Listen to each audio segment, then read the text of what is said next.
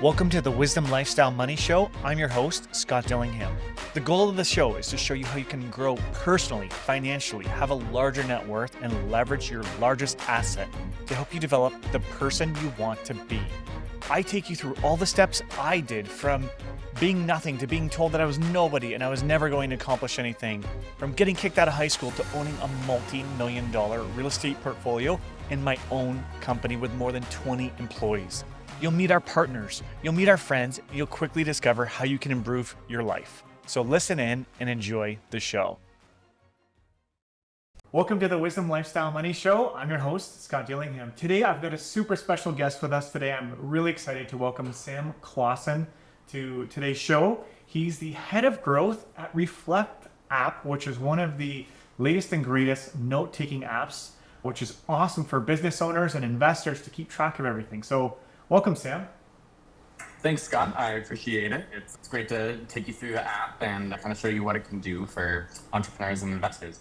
Yeah, no, I love it. So I've personally been using this app, and I was debating. There was a couple that I was trying and really trying to master and get something that really worked well for me. And I think this does it all, right? It's got, and I know you're going to touch on it, but it's got the voice notes, which uses Whisper AI's technology to transcribe your voice note. It's got the built-in calendar, right? So all my meetings are there. So if 2 weeks from now I'm like, you know what, I really need to remember this for that important meeting, I can do it. I can leave that note. It's got a whole bunch more. I know you're going to touch on it, but what are you finding? Like, what are the best use cases for someone who's self-employed or an investor or really anybody? How does using an app like Reflect help you? Yeah, that's a great question. So I think there's a couple different ways. The first one I'll bunch into note-taking more generally, which is, if you're an entrepreneur or a founder and you're working on multiple projects, it's very difficult to keep everything straight. So for me personally, I really rely on note-taking more generally just to kind of keep everything straight between my Reflect work and the newsletter I run and the agency and whatnot. So I think just having a note-taking system that you're kind of in love with is the most important part. And I think that's also kind of the advantage of Reflect, is that it's very easy to fall in love with because it's so simple and so easy to use.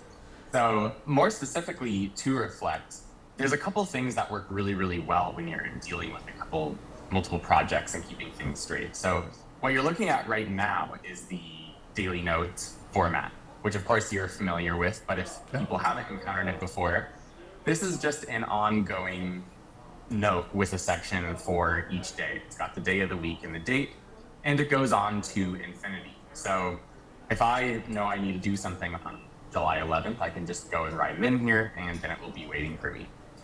And how people typically operate out of the daily note is, you can actually see my real day here. So this isn't a demo account or anything. This is my full Reflect account. So I've got my to-do list here. So I've got several categories of personal, main work, side projects that I can kind of divide up.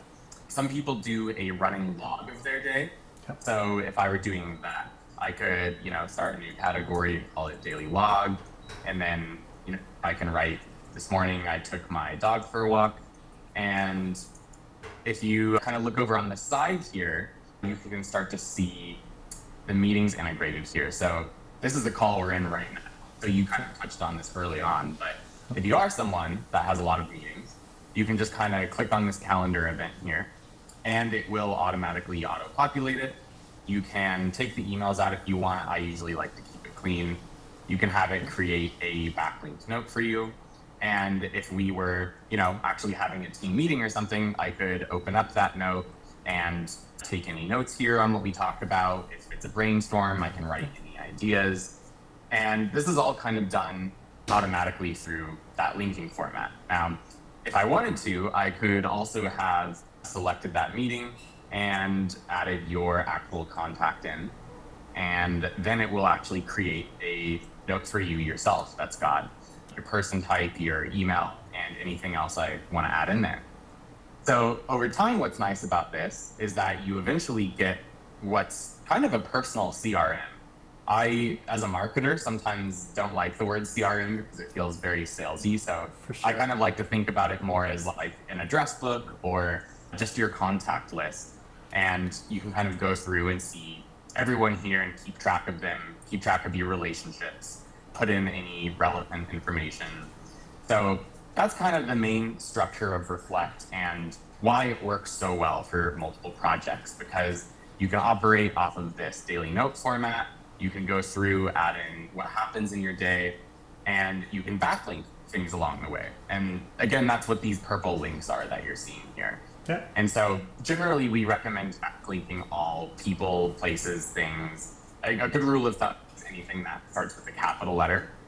And over time, you can kind of see how this starts to form a graph of ideas. So this is mine here. All of these colored dots are just different notes that I have. And these lines between them are just the bidirectional backlink. And this is what's known as network note taking. And it operates in a very similar way to how our brains work, by associations between different thoughts and ideas to create new thoughts and ideas. Absolutely. It's super cool. And you know what? I'm wondering if we can show a live example here. I know you'll have to create a note for this, but let's just pick a real estate investor. So let's say I'm a real estate investor and I've got a rental property at 123 Any Street. Can we show how creating a note for that property, how you can add backlinks to it? So say a tenant calls and says, the toilet's broken. Can we show, an investor what that looks like and how you can keep track of the property maintenance you might need? Ooh, that's a great example. Yeah, let's go through it. What was your fake address? 123 Any Street, yeah. Any Street, cool. Okay, so if I were operating as a real estate investor, or honestly even an agent or a rental property investor, here's what I personally would do. So I would create notes with the address as the title of the note, as I have here. Yep. Now, I guess there's another way you could do this. If you had, like tenants or clients, you could also do it by client, but I'm going to choose to do it by address here. And then what I'm going to do is I'm going to create a tag here, and maybe it's just called property.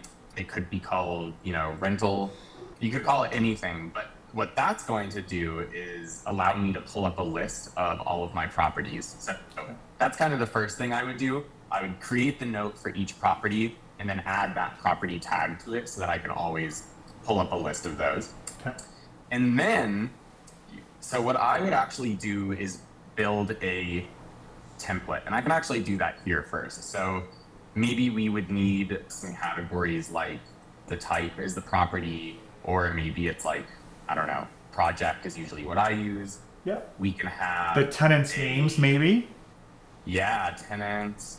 So we can have name, number, one or multiple. Yeah. And so then here too, let's say I'm the tenant here. So I would then backlink my name and say Sam Clausen. Oops, that was a previous note I made. I don't have one actually for myself, so I'll create my first contact there. And then again, here I could then go in and add the person and all of that stuff, but I'll forget about that for now. So I'll say Sam Clausen, and maybe my fiance also lives here with me. And then let's see, we'll have contact. So that would be the email. So, sam@reflect.app, etc. I always like to have a notes or context category just so that I can write anything as we go. Yeah. What else do you think? Think we need any other information for? Like maybe if there's a property manager, maybe you'd want to have their details there as well. Property manager, yep, with that, and then I'll just create a fake person for that. Perfect. Cool. So then let's say, you could add anything here you want, right? Like you could, for your own business, you could keep going. But what I would then do is I would then copy this, and then I would go add it as a template. So maybe I'll just kind of name this one property, or I could name it property investments. Could do anything. Then I'm going to paste this in here, and I'm only going to leave the blank stuff. I'm going to take out all the specific information, but I am going to leave the property tag in there. And so then if we create another one, so let's do 127 Any Street.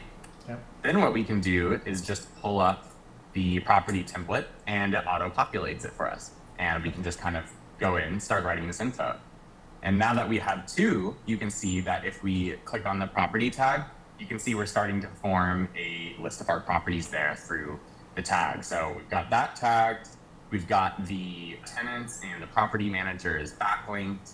And again, that's kind of what forms that nice categorized, organized map of ideas over time. Yep. No, for sure. It's super cool. So now if we can show two more examples. So let's go to the daily notes for today's note.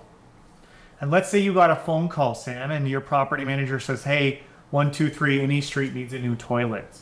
Can you show how we could mark this on the daily notes without even going into the note to show them what it looks like? Yeah, absolutely. So for this example, let's maybe ignore my existing ones up there. Again, this is like my real life notebook, so those are actual things I was doing. So ignore that top stuff, and I'm gonna maybe create a new one called to do, just like I did earlier. And the reason I backlink that is just that I can collect them. You actually wouldn't have to, but I do this every day. So what I would then do is if I get a call, then I think the example you gave was the first property says need the toilet fixed or something, right? Yep. Okay, cool. So then I would backlink to that. 123 Any Street needs to have the toilet fixed. And so the reason I backlinked there is because now, if I'm managing several dozens, hundreds of properties, I'm not going to keep them all straight. I can now go into this and say, okay, which one was that? Oh, okay, there's the tenants and whatnot. It is occupied. So if I wanted to, I could then create a subcategory that says notify Sam Clausen and Barbara Jovanovic about fixture or repair. And maybe that's something that I need to do before I actually go and fix it. Oops. And so you can see how you can kind of nest things. If I then had a different one, I could then, schedule painting for, 123, what was it? 127, yeah. I was That did Any Street. So you can kind of see how those then can kind of form your to-do list for the day. And I like to do it as a to-do list where I put things in the list that I can then go in and check off. But again, some people do kind of the reverse direction in a daily log. So if I were to do a daily log, and let's say maybe it was the tenant that actually called me and notified me about the toilet. So I could say, Sam Clausen called about broken toilet at 123 Any Street. And then you can see how that's kind of the same thing, right? It's like something that happened that I need to do. It's just the different direction. It's a to-do list versus a log of what actively happens in the day. Yep. And the super cool thing that I find, right? So if you go to the 123 Any Street, which you have on the right, you can see at the very bottom there that it adds those tasks there for you. So then you don't forget. So you can look back 2 weeks later and you'd be like, oh crap, what did I need at 123 Any Street? And you go there and you can see it. So you don't necessarily have to remember the day. And the other cool thing that I do for customers, of the business and tenants as well, is say I want to get Sam and Barbara a gift card for Christmas time. I can go using the calendar, I can go to December and put, make a note in one of the days before Christmas and just put, get Christmas gift card for Sam and Barbara, right? And then that will show up on my to-dos and then I won't forget. So come Friday, December 15th, it's there, right? So super cool. So that's what I really love about it is those future events that you have to do something for, but you don't want to forget. You can just leave this in there and it's good to go. Absolutely. And just to kind of show you that example here, so if I go into the and add that note, and then I go into this note from my contact here, like you said, you now see this down below in the incoming backlinks. Yeah. I actually really like that example of the incoming backlinks because I could also see if you're a property manager, if you've got investments in multiple properties, whether it's for, just keeping general track of a property, whether it's for, taxes and you want to know what work was done on the property, how much you spent on it, you can just see all of that down below here. So at the end of the year, you could just start clicking on these properties and saying, okay, what actually happened this year at this property? And you don't have to manually list this under the notes and the contacts. It's all going to come in through the incoming backlinks down below. Yeah, even certain investments, right? You can keep track of your purchases, you can keep track of staff and performance reviews and all kinds of stuff. And that's what I love about this, right? Because I have a business, right? We do mortgages, but then on top of that, I am an investor, and our podcast here is for investors and business owners and things. So I think this is perfect, which is why I wanted to get you guys on here.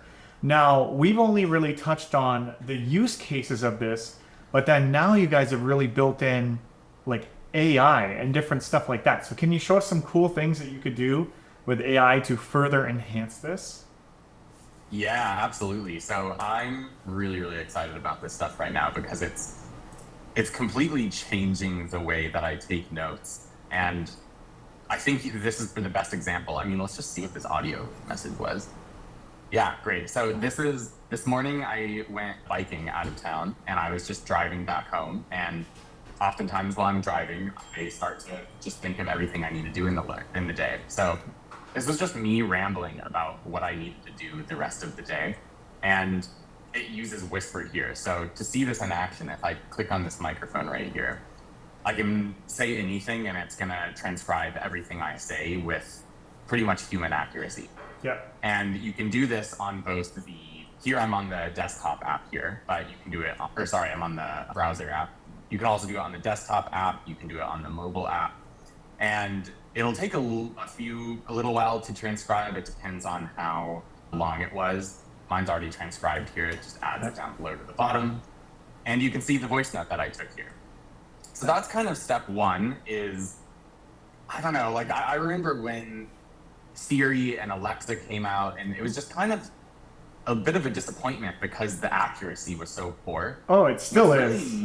It still is. It's unusable. Like it just never knows what you're saying. It's kind of a joke. Whisper is crazy how accurate it is. I mean, it just really does it word for word, all of your punctuation. And not when I started mid-sentence recording, but you can also go in and set the languages.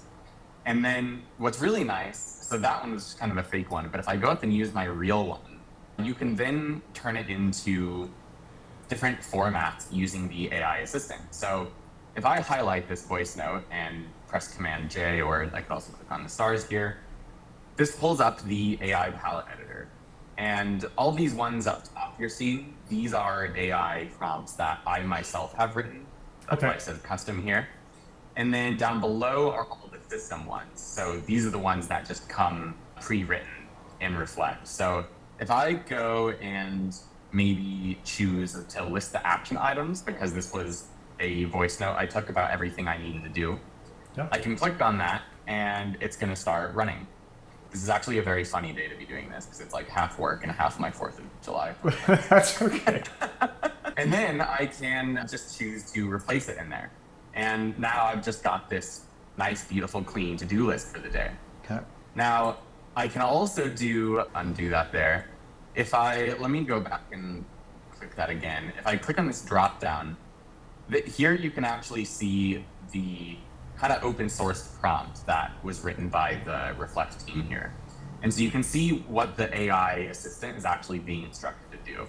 It's being instructed to take the selected text and then write it as a to-do list, and it gives it some formatting here. And then there's always some text at the end that just says do not return anything, because sometimes the AI sort of over explains things. But what's fun is that I can now clone this and edit it however I want. So let me think of something I could change here. I mean, action items is a pretty good one. Maybe I want to do detailed action items. So I'm going to change this to list detailed action items. And then in here, I'm going to say write a to-do list of action items for my notes. And then I'll say with as much detail as possible. And then I can click save. And then if I want to pull this up again, I now have the list of detailed action items. And that probably honestly won't be that much different. It just uses. It's longer. Yeah, it's longer. Yeah. I think we can actually go in here and look at the custom ones that I have. There's probably some really weird ones. Act as a personal copy editor. That is a custom one I did off of a system one that just tweaks slightly. So you can kind of instruct it how to edit your copy. Execute command is an interesting one. If you just put, some kind of command in your notes, like, I don't know, tell me the first ship to sail across the Atlantic Ocean. It'll answer it for you. Yeah. Executive Assistant, this is an amazing one that was built by one of our users, actually, and I stole it. I use it. Yeah, I've coded that one in So- there too. Yeah. Oh, cool. Nice. Yeah. Oh, it's so good. So this one basically just you can record a meeting, you can transcribe it using Whisper, and then you actually don't need to record the meeting either. You can just take a few notes and record a little reflection at the end of the meeting, and it will take those notes and divide them into the key takeaways, the action items, kind of like the last example, other people's action items, and the next steps. It actually did run it here, but it's probably not that useful because that wasn't a meeting. It was just me rambling. No, it's cool. I use it so like when I finish my podcasts, I'll copy over the script from like Descript, right? Because it transcribes everything, and then I have it make a summary for me, and then that's what I use to publish to the podcast. Oh, that's great. Oh, I'm Yeah. gonna steal that for our YouTube channel. Do I it. even thought of doing that with the Do it, yeah, because before I had to manually do that, and I would come up with like just a couple sentences, and it was nothing, and I was like, this is better. But obviously, you got to watch the character limit, right? So that's the only thing that I saw. Some of the big ones, you hit that character limit, so that's when you need to have the API. Yeah, I'll actually share that really quick here because this is somewhat new for us. If I go into preferences here, and then I think on the graph settings, is that? Oh no, that was wrong. Yeah, I think here it is. Yeah. Oh yeah, there we go. So here there's a couple AI things. I mentioned the transcription language here. You can set it. Occasionally it will hallucinate. So like we had a couple users that it would transcribe their voice as well. Yeah. So we added this option in. Hypertext, that's basically for names that it has trouble transcribing. So Wojtek and Akabu, those are our two team members. And then what we were just talking about here, the API key. So you can enter in your own OpenAI API key, and then you can use the assistant as much as you want and bypass any character limits. So we had to put I think it's 64,000 character limit on our assistant just to kind of prevent people from abusing it. That's actually quite large. I've never met that limit myself. But if you are, a real power user of the AI assistant, it could hit it. Yeah, you're right. I've never hit it from regular use. Just if it was like half an hour or longer podcast, that's when I find kind of gets to it. Yeah, that might do it. And so you can, if you have a billing account set up with OpenAI, which anyone can go set up, you can get your own API key, and then that will just let you pay for whatever usage you use. Yep. If you have access to the GPT-4 API key, then it will use GPT-4, but if you don't have access to GPT-4, it will default to 3.5 if you put in your own API key. Yep. But yeah, super cool. So you have to try that. Try that. Your YouTube videos, they're shorter, right? They're usually like under 10 minutes, sometimes a little over, but try it and just see how you like it. Oh, I'm definitely going to do that. I hate writing YouTube video descriptions. Yeah. Another one you just made me think of too. So I have this one. This is what I'm experimenting with, called suggest a few tags. So this is for my notes. I was showing you tags earlier, and I've been trying to tweak this. Like I think I can start listing all of my tags for my notes and have it auto-populate a note with a tag. Now I'm wondering if I can also do that with YouTube video tags. So I think I'm going to set up a custom prompt to suggest YouTube video tags, and then I'm going to run that at the same time as your other one and have it do both my description and tagging for me. Do it. Try it. Yeah. Because you could probably ask it to even use the most popular tags. So if you're doing it for YouTube, right? Because I think it knows that, right? Not from the most current. I think it's right. 2021. It was disconnected from the internet or whatever. It only knows. Is that right? Yeah. Up to then? Yep, that's correct. But it'll still give you a good guideline. Yeah, and you can actually get around that if you're willing to play around with AI a little bit with our ChatGPT plugin.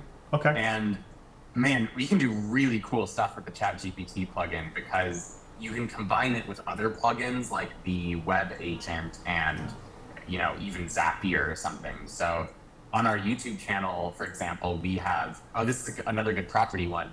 We have a integration built where you can basically set up a property alert to land in your notes each morning.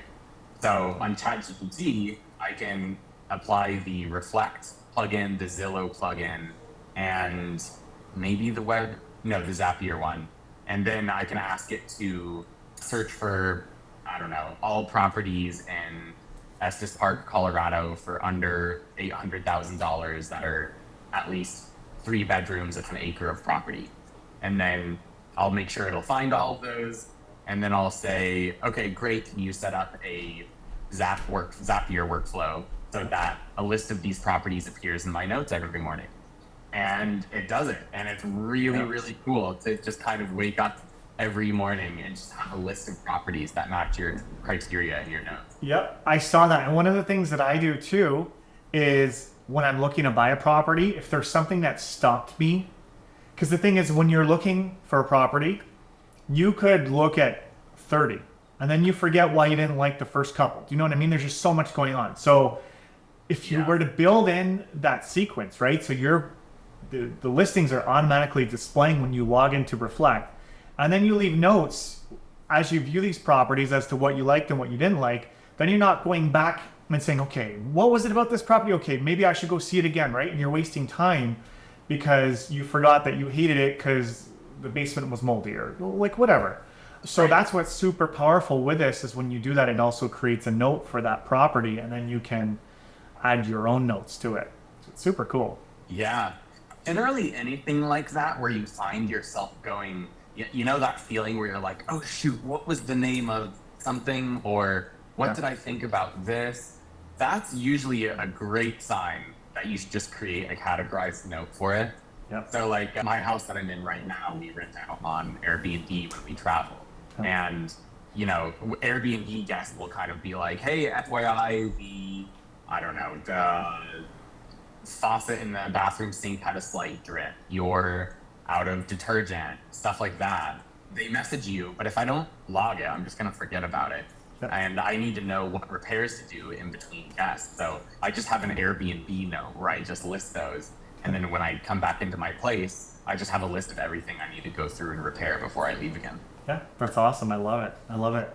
And it does. It really makes life easy, and you don't realize it. The only thing that I struggle with, and probably everybody does until you get used to it, is what to name your notes, because sometimes I know what I'm thinking and what I want to find, and it's like I didn't save it with those words. So I find you just have to get really good at naming it properly, and then it makes the retrieval of those notes at a future date super, super easy. Yeah, that's very true. And I'll be completely honest with you, I'm not the best at naming systems. So like, I don't know, if I just go in here, well, actually, these are okay, but I have some test ones in here. But sometimes I'll have names in there that don't have the last name in the title and stuff like that. So I'm a more chaotic thinker, which is why I love Reflect, and I especially love these new AI integrations that will organize my notes and thoughts for me.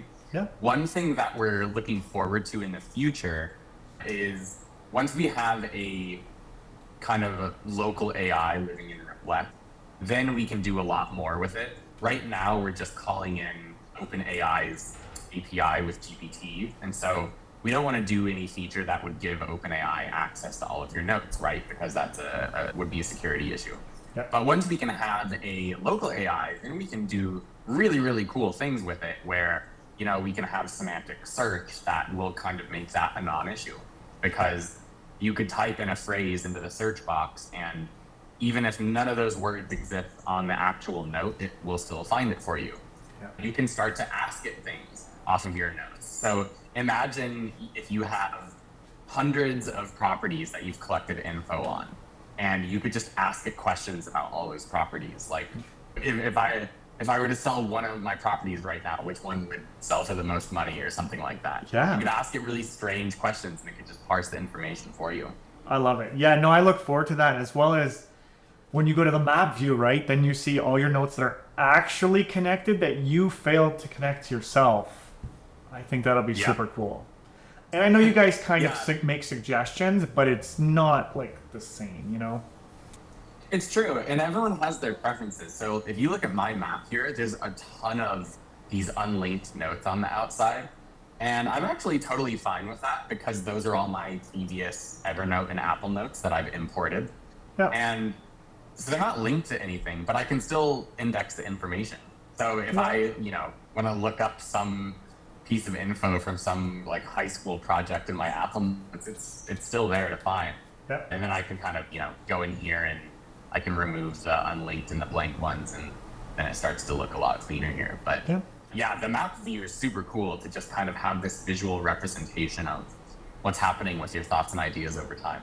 It's cool. I love it. One of the things that I didn't realize that really helps me, and this is more on the social media side of things, but when I come up with a piece of content, I add a couple tags to it. So one is I add a post. So like a Facebook post or Instagram post.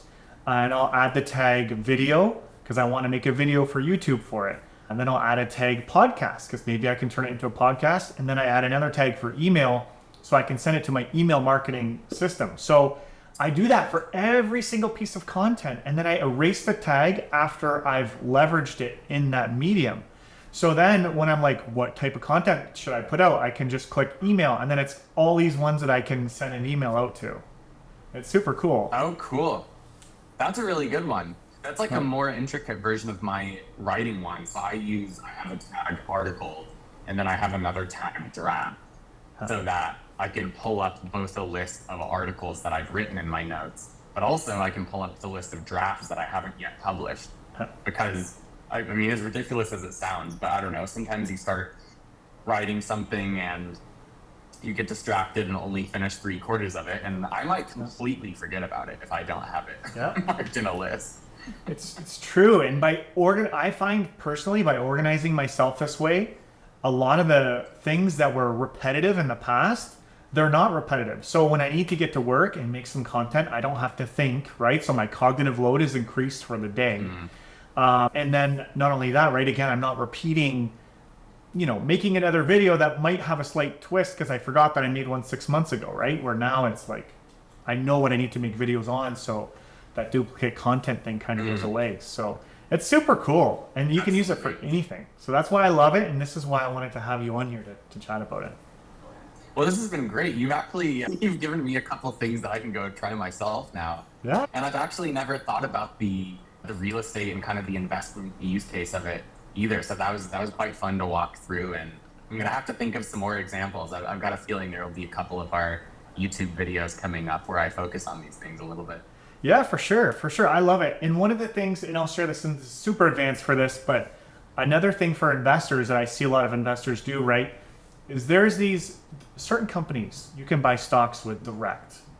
Okay, and you sign up on their share repurchase or DRIP, their dividend reinvestment plan, and you have to manually keep track of the adjusted cost base. And I don't know if you know much about this, but pretty much you have to keep track of what you're buying the investments for. So then when you sell, the government knows what the average that you paid was, so they can tax you on the gain. So Reflect is perfect for that because you just make a note for that investment and you add how much you paid as a backlink, and then it just keeps adding up there. So you've got like a calculator for things that you need keeping track of, right? Even if it's toilet paper, like I bought this much toilet paper and you're trying to keep an inventory. I realize not everybody uses QuickBooks or different things like that, but still to just add it as a backlink, right? It's there for you. So you can use it in so many ways. That's why I love it. I use it every day. I even have just a write-off note where it's like every time that I think of something that I've done to my Airbnb or something for my business where I'm like, but I could write that off at the end of the year, just to add it to the list and it's there waiting for you. So that's it. That's another good one. I love it. Well, awesome. Well, listen, I really appreciate you, Sam. I do have to run, but no, thanks for sharing this. So for anybody who's interested in Reflect or you and your own marketing company, right? Because I know you guys have your own stuff. How do people get in touch with you, or how do they try Reflect so they can see kind of the benefits that we're talking about here? Yeah, absolutely. So the most important one, if you want to check out Reflect, you can join for a 2-week free trial at reflect.app. And we're very lenient about extending it. So if you want to try it for longer than 2 weeks, no problem. After that, it's $120 a year if you buy it annually, or $15 a month. And everything's included. There's no add-ons or anything like that. It's just all in. So that's at reflect.app. You can go sign up there. If you're a student, we offer a student discount. And if you want to kind of, check out some more information about Reflect and how to take notes, you can go to reflect.academy. That's our education resource. And then I'll probably give you info just for, some YouTube links and whatnot if you want to include those for people to watch some walkthroughs. Yeah.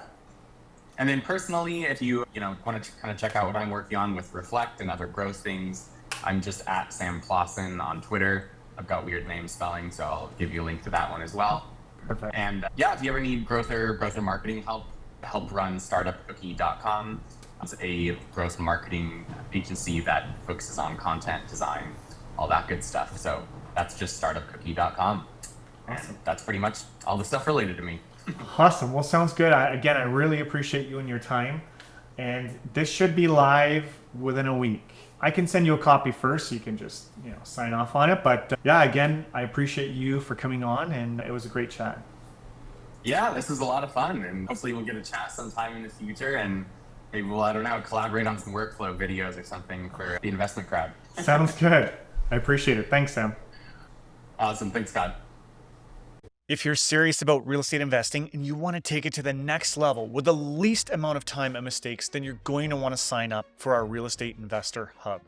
Visit CanadianRealEstateNetwork.com and hit the blue button or banner that says Free Investor Resources. Inside, you'll have access to real estate investing courses, networking opportunities, webinars featuring industry professionals, as well as dedicated chat channels to share and get access to unique properties. I look forward to seeing you there.